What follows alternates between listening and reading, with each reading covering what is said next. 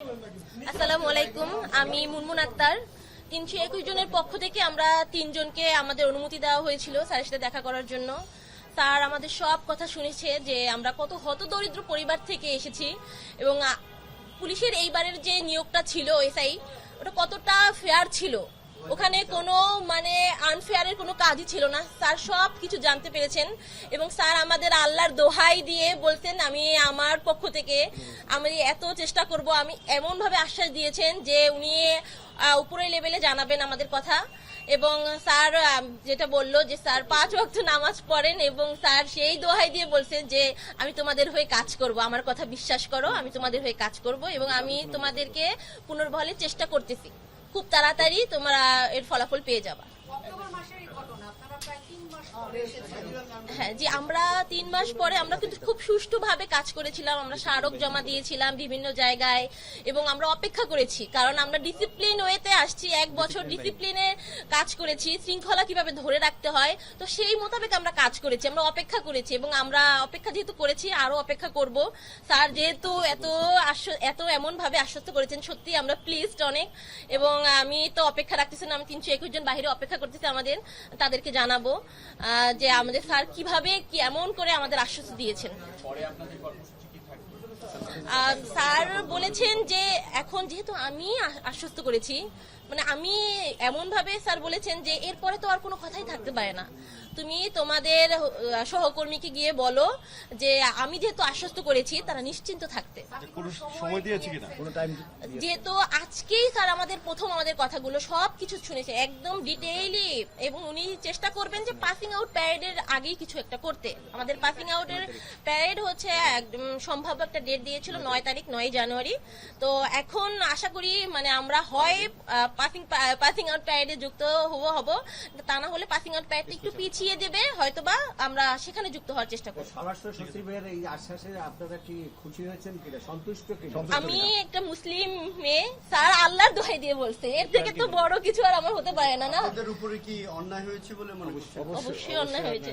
Sir এটাও বলেছেন যে অন্যায় হচ্ছে, সেই স্বাধীনের সময় থেকে অন্যায় হচ্ছে, তোমরাও ওরকম শিকার, তোমরাও অন্যায়ের শিকার। তো তারাও অপেক্ষা করেছে এবং ফলাফল পেয়েছে, তোমরাও অপেক্ষা করো, তোমরাও ফলাফল পাবা। আমার নাম মুনমুন আক্তার, আমি 40তম সাব ইন্সপেক্টর ব্যাচের প্রশিক্ষণরত ছিলাম, সেখান থেকে অব্যাহতি পেয়েছি। পোস্টপোন করে একটু পিছিয়ে দেওয়া হবে। ওটা পোস্টপোন হয়েছে অলরেডি, জি পাসিং ডেটটা অলরেডি পোস্টপোন হয়েছে।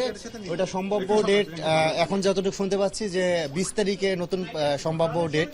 তো স্যার আমাদের যেভাবে আশ্বস্ত করেছেন যে স্যার আমাদের বলছে যে আমি 5 ওয়াক্ত নামাজ পড়ি, যে স্যার বলতেছে যে আমি তোমাদের এইটার দোহাই দিয়ে বলতেছি তোমরা একটু অপেক্ষা করো, আশা করছি যে ভালো কিছু হবে।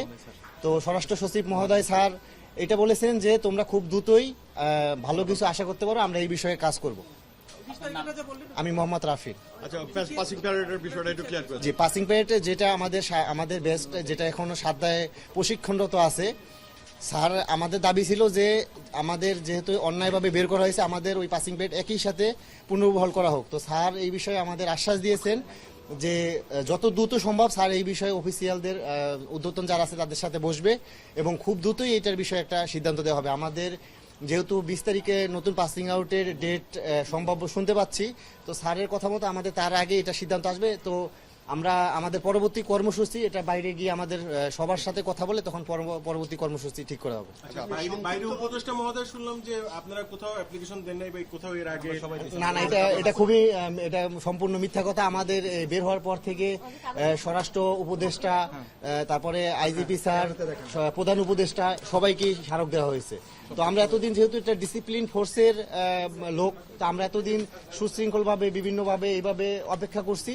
তো অবশেষে স্যারের দেখা পেয়ে আমরা খুবই প্লিজ। তো স্যার আমাদের যেটা আশ্বাস দিয়েছেন যে খুব দ্রুতই আমাদের বিষয়ে সিদ্ধান্ত নেবেন এবং যেটা স্বাধীনতার পর থেকে যেটা যুগযুগভাবে এইভাবে চলে আসছে যে বৈষম্যের শিকার বা কোনোভাবে চাকরিতে অনেকে অনেক বছর পর, স্যার যেটা বলছে যে আমি নিজেও এটা শিকার, তো আমিও চাই না যে তোমরা এইভাবে ভোগান্তি পাও। স্যার যেটা আমাদের আশ্বস্ত করেছেন আমাদের বিষয়ে খুব দ্রুতই সিদ্ধান্ত নেবে। ঘটনাগুলো কি হয়েছিল?